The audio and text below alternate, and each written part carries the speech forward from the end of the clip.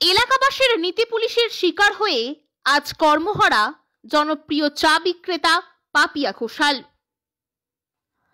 এক সময়ে যে চায়ের দোকানকে নিয়ে স্বপ্ন দেখে হাসি মুখে ছেড়ে দিয়েছিলেন স্কুলের চাকরি, আজ সেই চায়ের দোকানই খুলতে পারছেন না এলাকাবাসীর নীতি পুলিশের চাপে।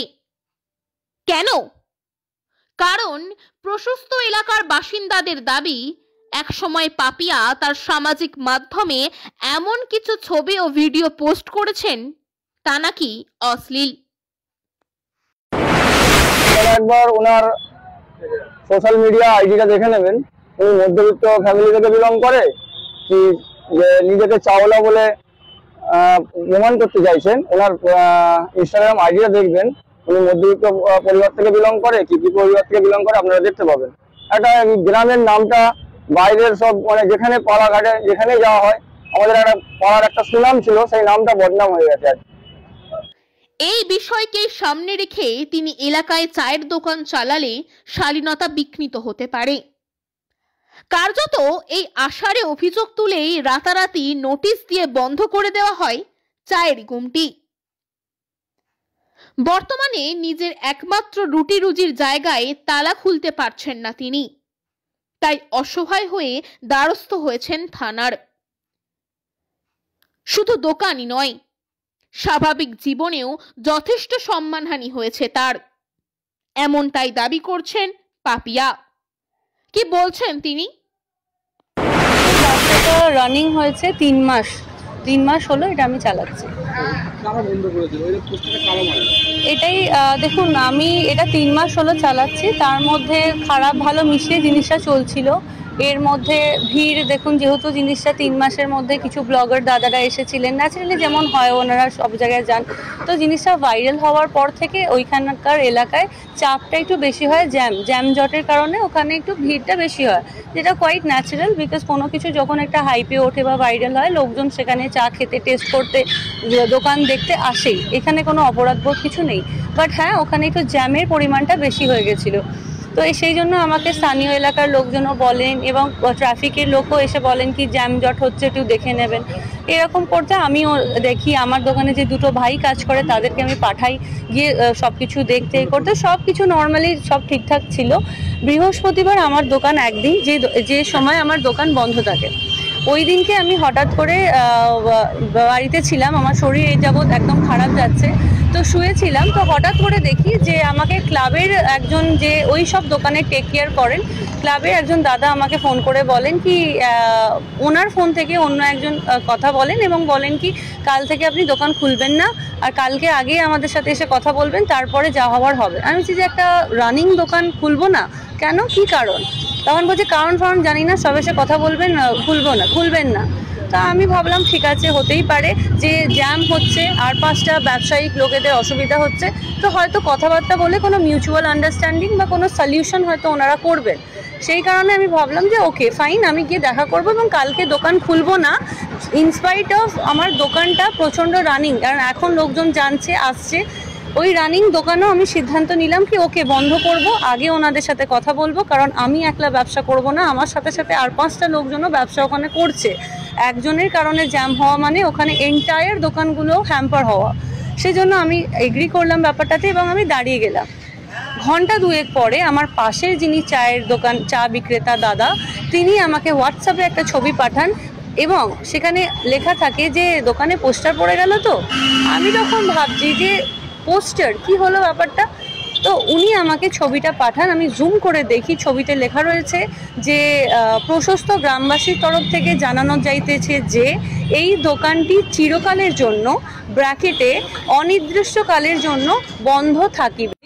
যে এটা আমাদের ফান্ডামেন্টাল রাইট কি আমরা যে কোনো আমাদের পার্সোনাল লাইফে কি করব, খাবো, যাব, ঘুরবো, এগুলো সব আমাদের ওপরে।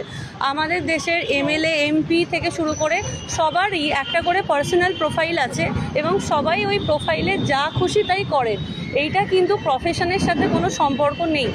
এবং সেকেন্ড আমি একটা কথা বলতে চাই যে আপনার এখন আমি তথাকথিত ভাইরাল, আমি চারিদিকে এখন আমার ভিডিও আসে, এমন কোন একটা ভিডিও আপনারা আমাকে দেখান যেই ভিডিওতে আমি এমন কোনো অশ্লীল হরকত করেছি, এমন কোনো অশ্লীল জামাকাপড় পরেছি, অসম্মানীয় গেট আপ নিয়েছি, বা আমি কোনো অসম্মানীয় কাজ ওখানে করেছি যার জন্য আজকে আমার দোকানে এইভাবে উইদাউট এনি ইনফরমেশন নোটিশ ফেলে বন্ধ করে দেওয়া মানে উচিত হলো।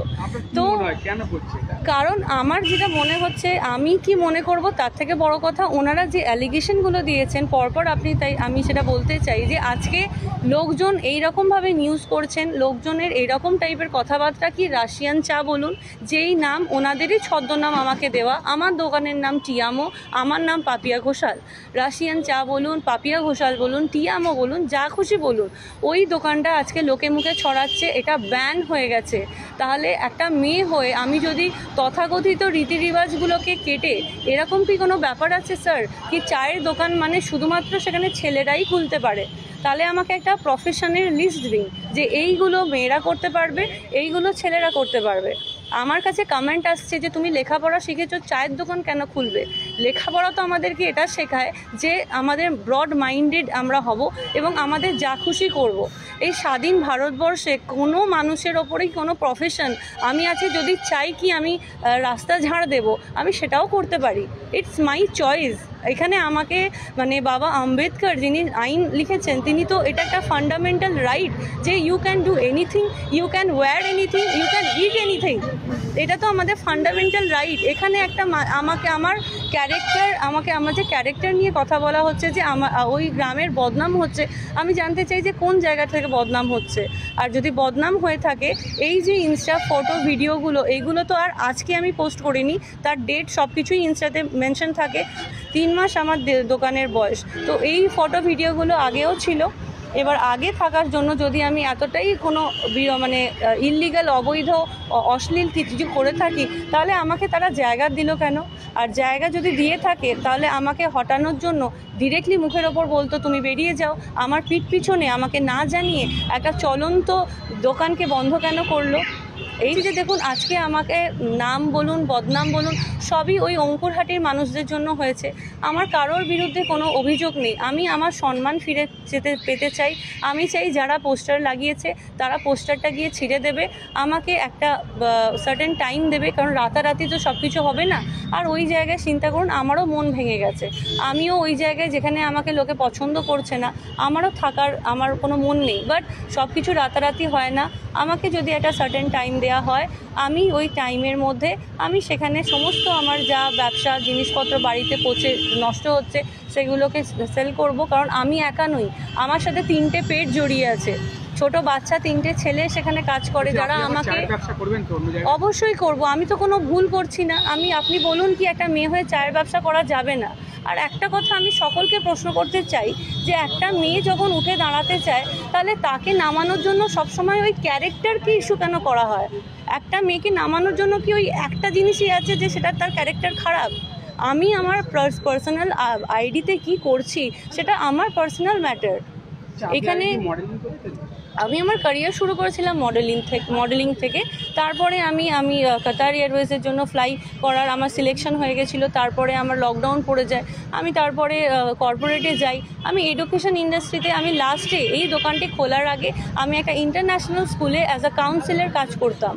এবং আমি যখন দেখছি যে এই দোকানটি সকলের ভালোবাসা পাচ্ছে, সবাই এটাকে অ্যাকসেপ্ট করেছে, তো আমি ওই চাকরিটা ছেড়ে দিই। তাহলে আজকে যে আমি যে jobless, without any reason, without any proper reason আমার বদনাম হচ্ছে। যেই মানুষটি এই কথাটা বলেছে যে গ্রামের বদনাম করছে, সেই মানুষটি 2 দিন আগে ওনাদের গ্রামের প্রমোশনাল ভিডিও করার জন্য আমাকে each and every time knock করেছেন। আর আপনারা জেনে রাখুন, এই যে কথাগুলো আমি বলছি তার ইচ অ্যান্ড এভরি এভিডেন্স আছে আমার কাছে। আমি আমার স্থানীয় প্রশাসনকে জানাতে চাই যে কে বা কারা, কিছু জানা নেই, আমার দোকানে এসে এইভাবে পোস্টার মেরে দিয়ে চলে গেছে, আমার চলন্ত ব্যবসাকে বন্ধ করেছে। আমার সম্মান আমাকে ফিরিয়ে দিন, আমার ব্যবসার জায়গায় ওটা ওপেন হয়ে যাক, বা আপনারা যে সিদ্ধান্ত নেবেন সেটা নেবেন। কিন্তু এই যে অসম্মান, যে ব্যান, এই কথাটা আমি অসম্মানিত হয়ে ওখান থেকে যাব না। Without any kind of information আমার দোকানটাকে জাস্ট বন্ধ করে দেওয়া হলো। দ্যাট টু একটা বড় পোস্টার মেরে, যেখানে গ্রামবাসী বৃন্দ এই দোকানটিকে বন্ধ করছেন। যতদূর আমার নলেজ, যতদূর আমি আইন বা নিজে রিসার্চ করেছি, এখন কিন্তু ওই মৌরলি প্রথা বা গ্রামবাসী কোনো রকম কোনো কিছু উইদাউট এনি ইনফরমেশন কোনো চলন্ত দোকানকে বন্ধ করে দিতে পারে, এই রকম কিন্তু কোনো আইন আপাতত কোথাও নেই বলেই আমার ধারণা।